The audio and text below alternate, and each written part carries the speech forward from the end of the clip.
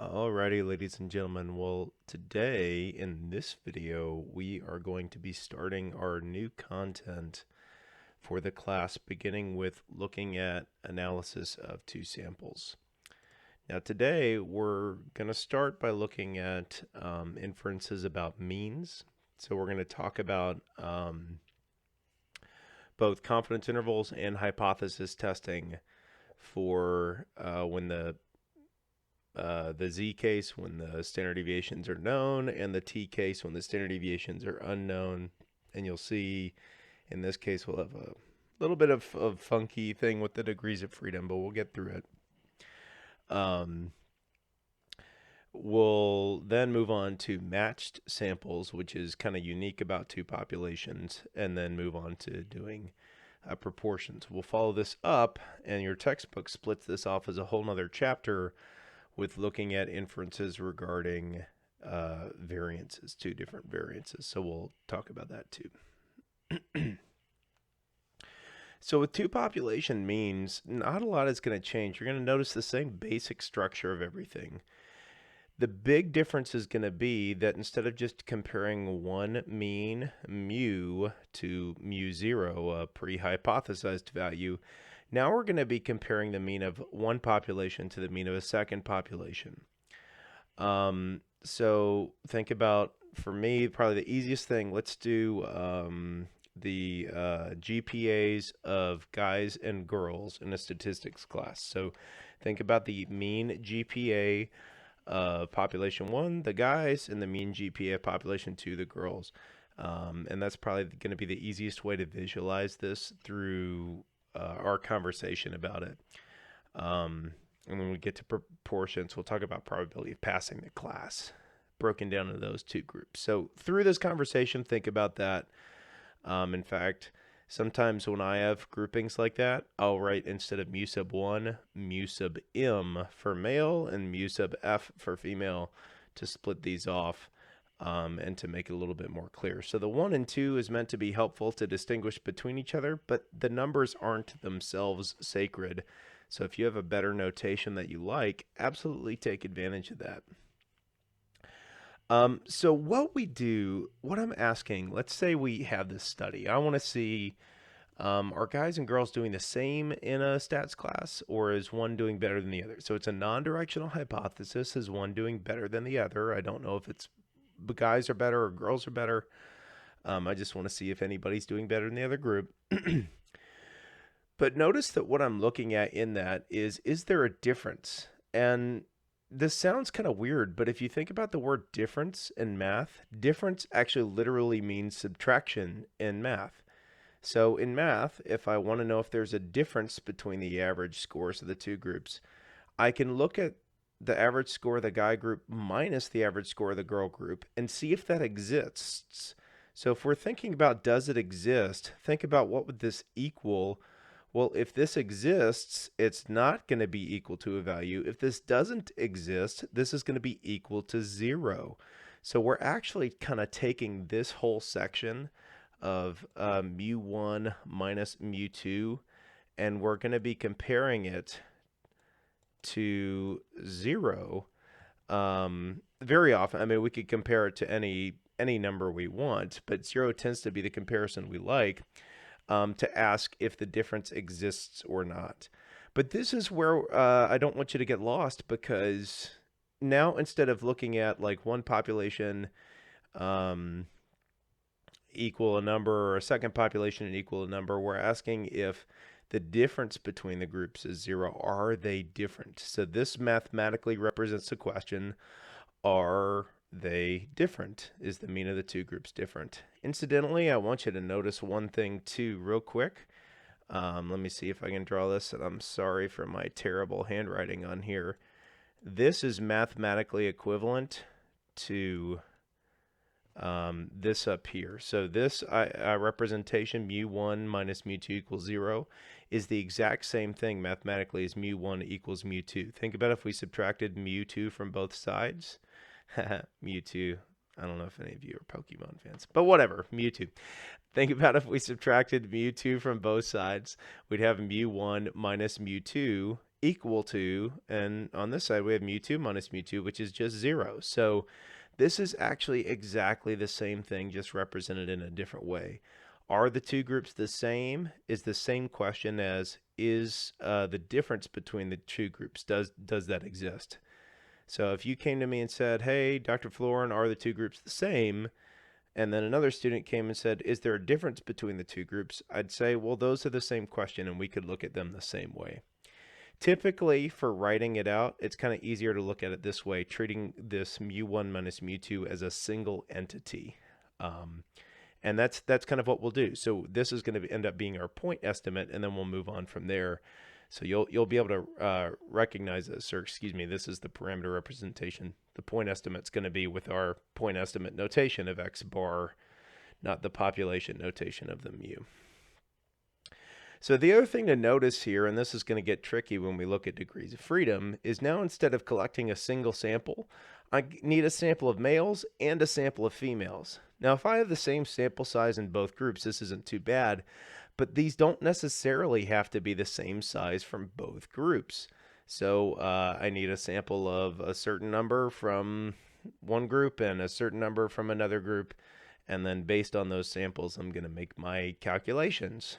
And remember that the sampling distributions are going to depend on how much data I have. The more data I have, the more precise my sampling distributions are going to be. So I want as much of a sample as I can get in these two groups. And I want it, typically I want it to be pretty evenly balanced between these. We won't go into this in this class too much. If you take more advanced statistics, we can talk about balanced versus unbalanced designs. But ideally, it's nicer if these numbers are close to each other or even the same. And if they're far apart, the statistic's going to run fine. We just have to do some double checking of some assumptions we're making on the back end, namely that the two groups have the same variance. But we'll leave it there for now. So I'm going to use the notation sub 1 and sub 2. This is extremely standard. This is actually what your textbook uses too. So this is fine. And you'll see x bar, the sample mean, and then I'll put a little sub 1 to talk about the first group and a little sub 2 to talk about the second group. Again, if I were doing males and females, I might put a sub m and a sub f. But I'll leave this pretty generic because, again, we could be talking about any two groups we wanted to. We could be talking about pepperoni pizza lovers and anchovy pizza lovers, and clearly one of those is going to have a higher GPA or a higher IQ than the other. Not to say which, but... All right, so looking at this, the sampling distribution, the expected value that is what we would expect. That's kind of funny to say. But on average, if I look at the sample mean of group 1 minus the sample mean of group 2, on average, that's going to be close to the actual mean of group 1 minus the actual mean of group 2. So this is kind of a no-duh thing. Like if you take a sample of both groups, then it's going to be close to the population difference between both groups. This is what we like to see. Unless we're doing a weird sampling distribution, this tends to happen. The standard error of the difference. So now notice our notation here. Instead of sigma sub x bar, which was what we had for the standard error of the mean, this is the standard error of the mean difference. So it's really the same idea. Don't get freaked out here. This is just saying this is the standard deviation of this value or the standard error of this value. And that's what we're going to need to eventually build a confidence interval and a hypothesis test. Remember, point estimate plus or minus critical value times standard error. It's going to be the same exact equation. Here, I'll write it out again one more time.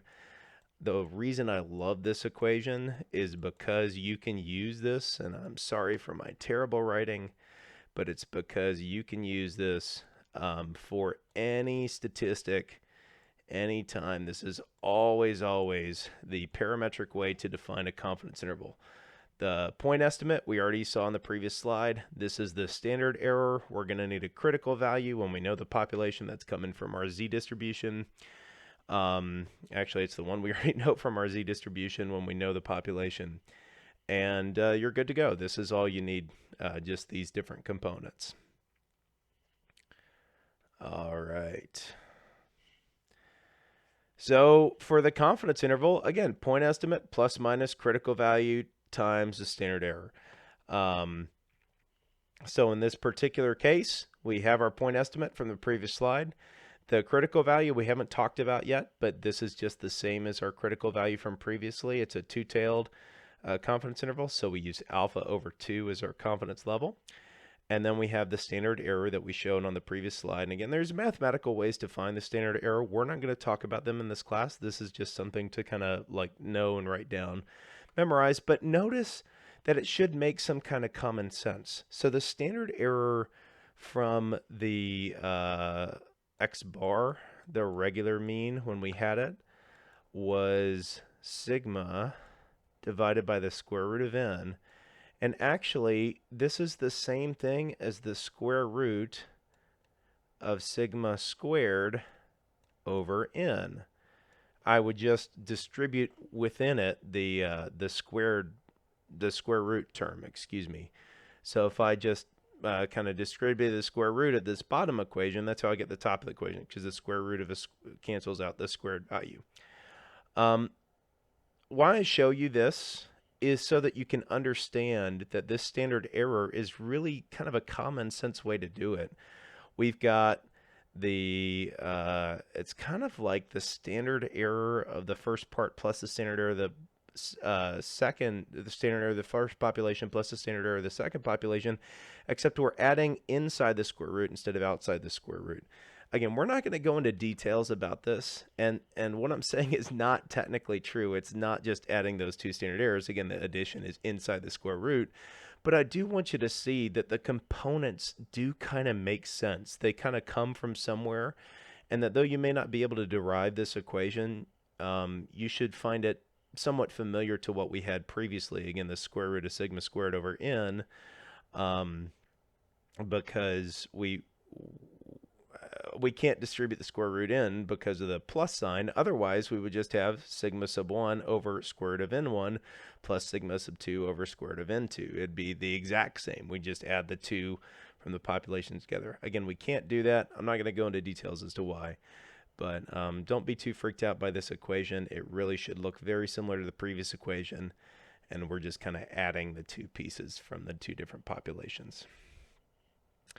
So again, we've got alpha as our type 1 error rate. 1 minus alpha is our confidence coefficient. And I don't like that term, but whatever. So let's look at an example real quick. And again, hopefully this feels really, really familiar. I mean, it's my hope that after having reviewed some of the stuff we did with confidence intervals and hypothesis testing in the previous lecture, this would actually feel really, really comfortable for you to do even right now. So let's see, we've got golf equipment. So we've got a new company who has a super cool golf ball, and we're comparing that against the competitor. You know, this is a great excuse to go out and play golf for an afternoon. This is a fantastic idea. I need to do this experiment. This sounds amazing. And I can pretend I'm doing science. All right, so we've got one sample for the one company and a second sample for the second company. Honestly, I don't really care about the details. I just care that there's two groups that I'm comparing.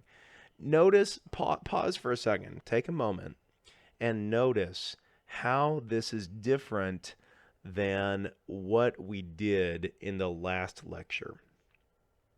Right now, instead of comparing a golf equipment to a pre-known value, let's say, for example, what that problem would look like. Par Inc. is a manufacturer and promised that their golf ball would hit at least 350 yards or something like that.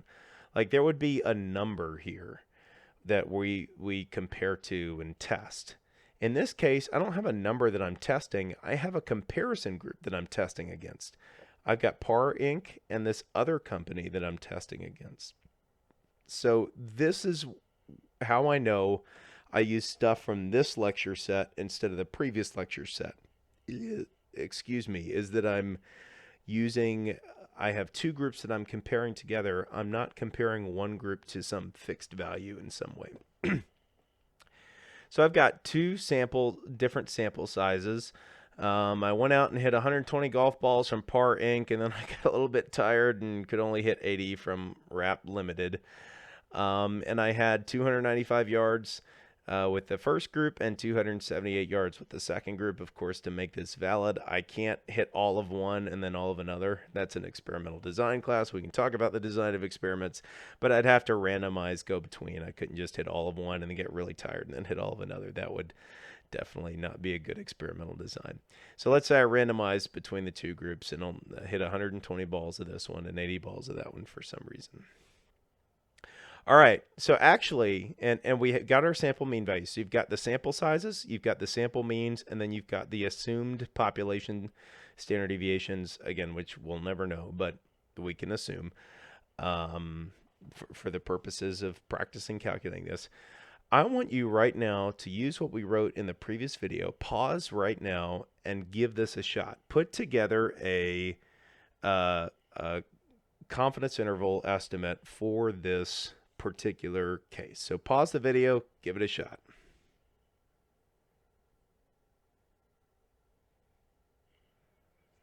All right, coming back to this.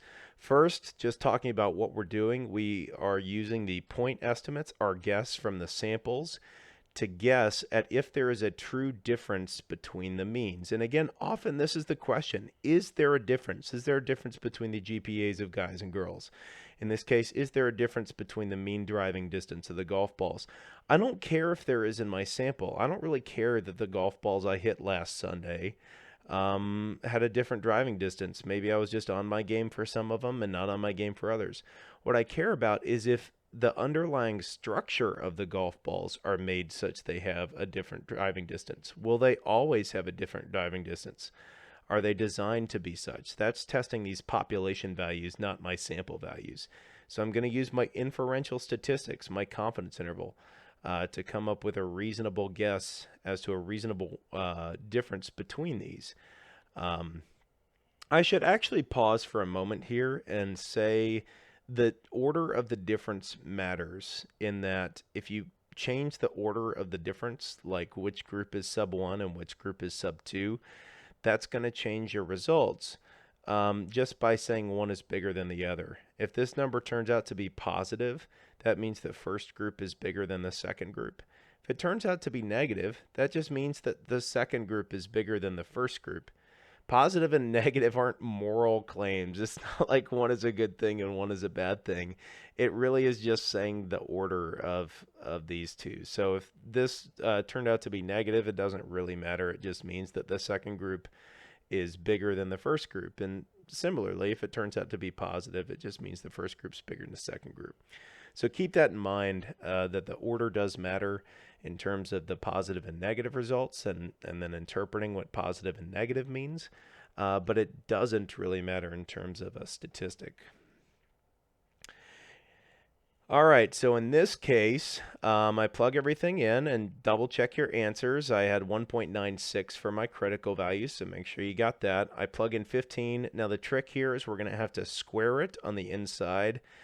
So we would plug in that value that we got from the previous slide, square it. Then we would do division on both of these. Then we would add and then take the square root. So that's the order of operations, is square, then divide for both, then add them together, and then take the square root. And then I end up getting 17 plus or minus 5.14. So this is my margin of error.